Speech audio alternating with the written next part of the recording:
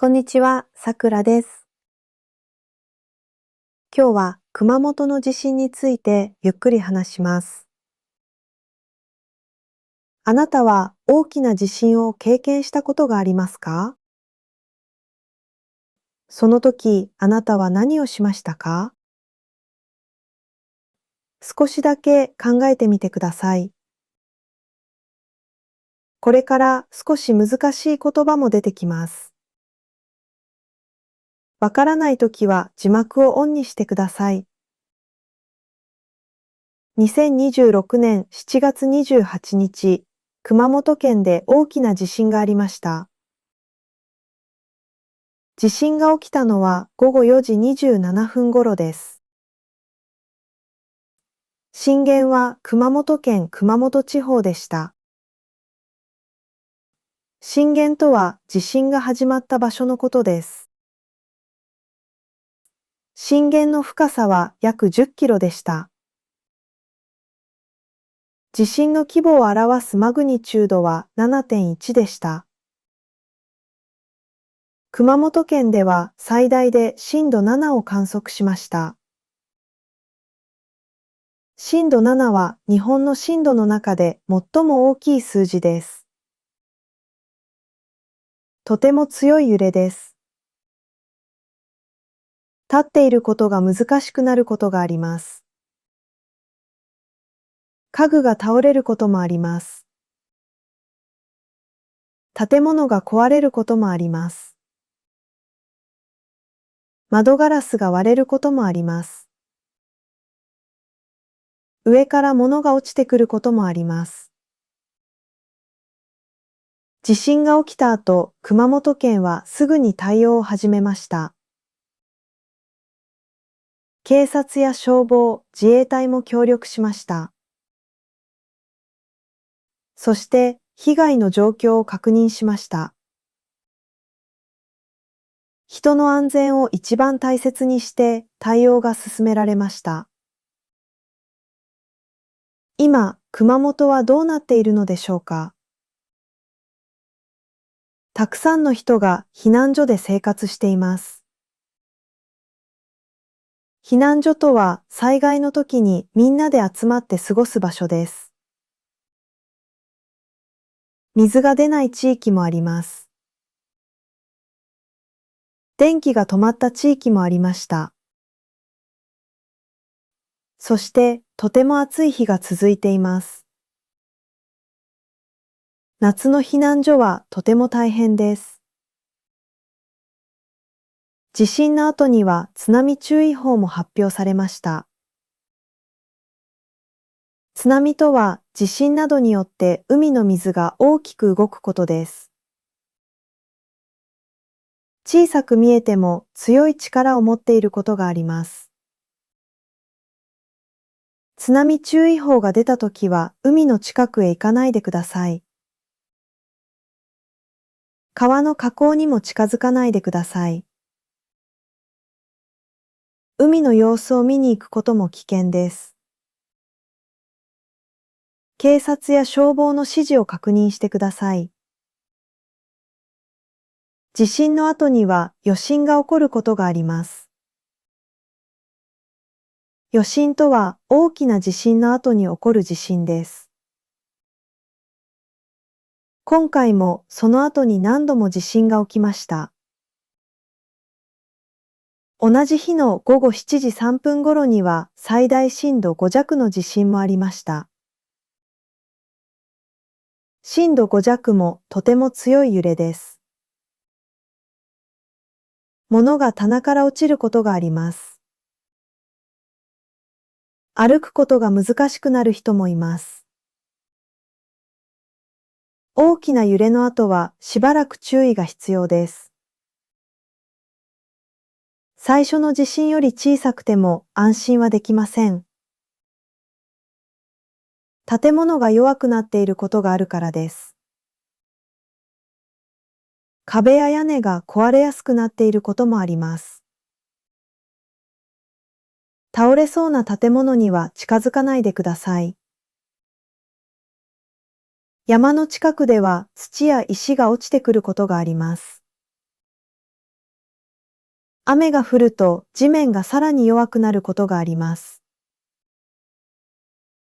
日本では地震のニュースで震度という言葉をよく聞きます。震度はその場所でどのくらい強く揺れたかを表します。同じ地震でも場所によって震度は違います。震源に近い場所は強く揺れることがあります。しかし、地面の状態によっても揺れ方は変わります。建物の高さや形によっても変わります。一方で、マグニチュードは地震そのものの大きさを表します。ニュースを見るときは、この2つを分けて考えるとわかりやすいです。日本では強い地震が予想されるとき、緊急地震速報が出ることがあります。テレビやスマートフォンから特別な音が聞こえることがあります。その音を聞くと驚く人も多いです。緊急地震速報は強い揺れが来ることを早く知らせる情報です。ただし、震源に近い場所では速報が間に合わないこともあります。速報と強い揺れがほぼ同時に来ることもあります。緊急地震速報を聞いたら、まず自分の体を守ってください。机が近くにあるときは、丈夫な机の下に入ります。頭を守ります。倒れそうな家具から離れます。窓やガラスの近くからも離れます。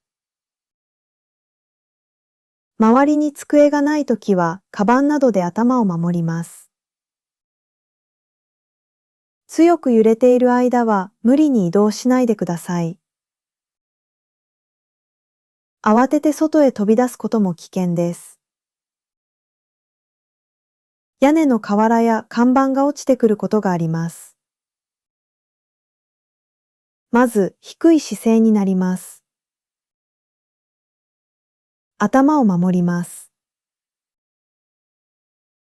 そして、揺れが止まるまで動かないようにします。料理をしているときも、無理に火を消そうとしないでください。強く揺れているときに動くと、怪我をすることがあります。まず、自分の安全を守ります。揺れが止まった後で、火やガスを確認します。ドアが開くかどうかも確認します。でも、すぐに外へ飛び出さないでください。周りをよく見て落ち着いて行動します。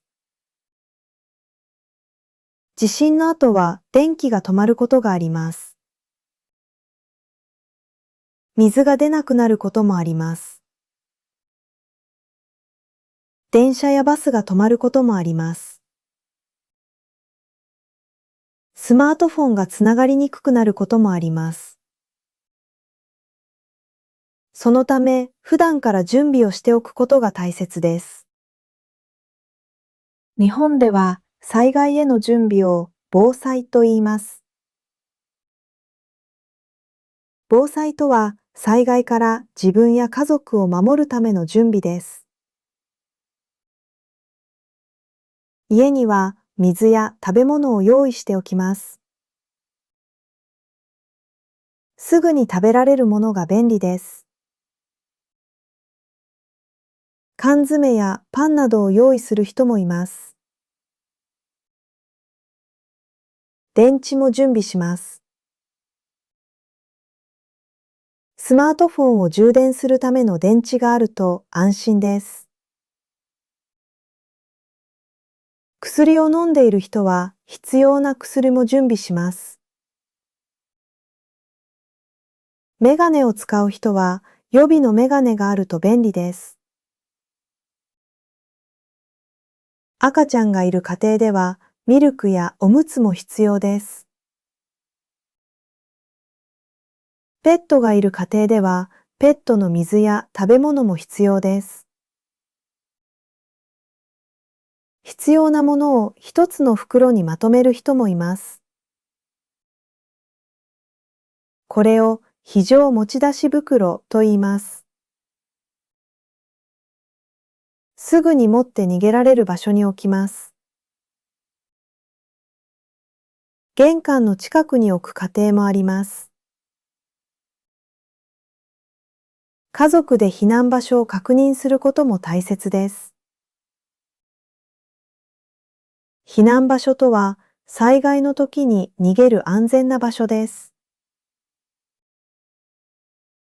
学校や公民館が避難場所になることがあります。でも、災害の種類によって安全な場所は違います。津波の危険があるときは海から離れます。大雨のときは川や崖から離れます。地震のときは壊れそうな建物や壁から離れます。自分が住んでいる町の避難場所を確認してください。旅行中の人はホテルの非常口を確認してください。エレベーターではなく階段の場所も確認します。寝るときは靴やスマートフォンを近くに置くと安心です。夜に停電すると部屋の中が暗くなります。床に割れたガラスがあるかもしれません。靴を履くことで足を守ることができます。家族と連絡できない時の方法も決めておくと安心です。災害の時は電話がつながりにくくなることがあります。短いメッセージを送る方がつながりやすいこともあります。日本には災害用伝言ダイヤルというサービスがあります。電話で自分が無事であることを録音できます。家族がその伝言を聞くこともできます。今回の地震の後にもこのサービスが始まりました。地震の後は正しい情報を確認することも大切です。SNS には間違った情報が広がることがあります。昔の写真や動画が今回の地震の映像として投稿されることもあります。噂をすぐに信じないでください。警察や消防の情報を確認します。テレビやラジオの情報も役に立ちます。避難所では係の人の説明をよく聞きます。外国人向けに多言語の情報が出ることもあります。日本語がわからないときは周りの人に聞いてください。どこへ避難すればいいですか？この建物は安全ですか？津波の心配はありますか？水はどこでもらえますか？家族に連絡したいです。このような日本語を覚えておくと役に立ちます。避難してくださいは、安全な場所へ逃げてくださいという意味です。海岸に近づかないでくださいは、海の近くへ行かないでくださいという意味です。余震に注意してくださいは、次の揺れにも気をつけてくださいという意味です。身の安全を確保してくださいは、自分の体を守ってくださいという意味です。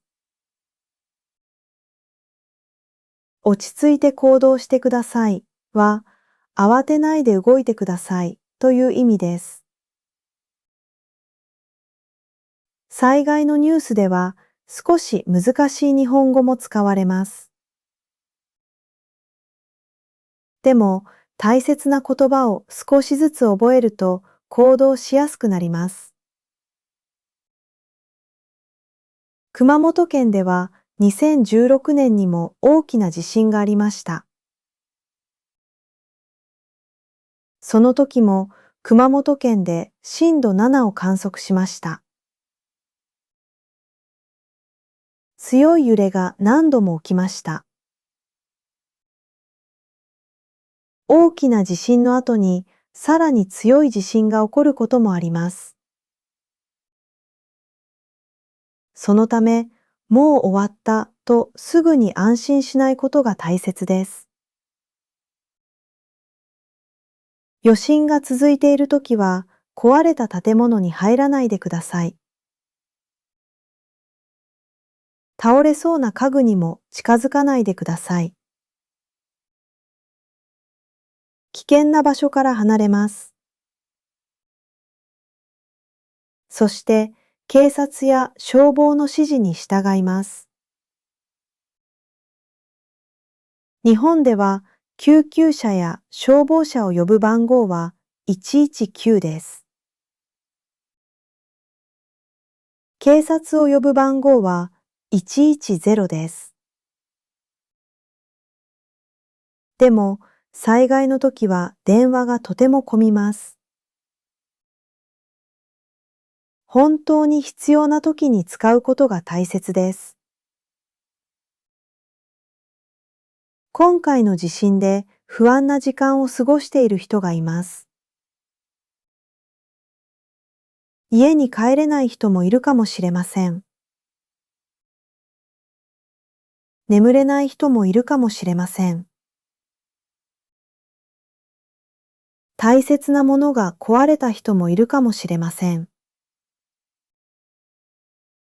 被害を受けた方々が早く安心して生活できることを願っています。地震の映像を見ると怖くなることがあります。不安が強いときはニュースを見続けなくても大丈夫です。必要な情報を確認した後は少し休んでください。家族や友達と話すことも大切です。一人で不安を抱えないでください。日本に住んでいる人も旅行中の人も地震はいつ起こるかわかりません。だからこそ怖がるだけではなく準備することが大切です。地震を止めることはできません。でも準備をすることはできます。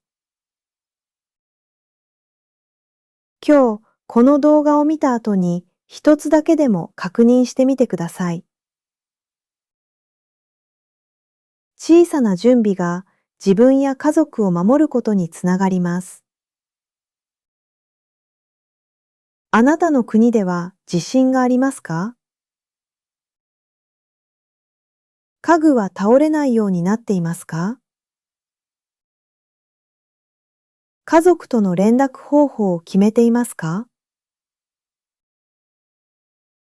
今日は難しい言葉がたくさん出てきましたね。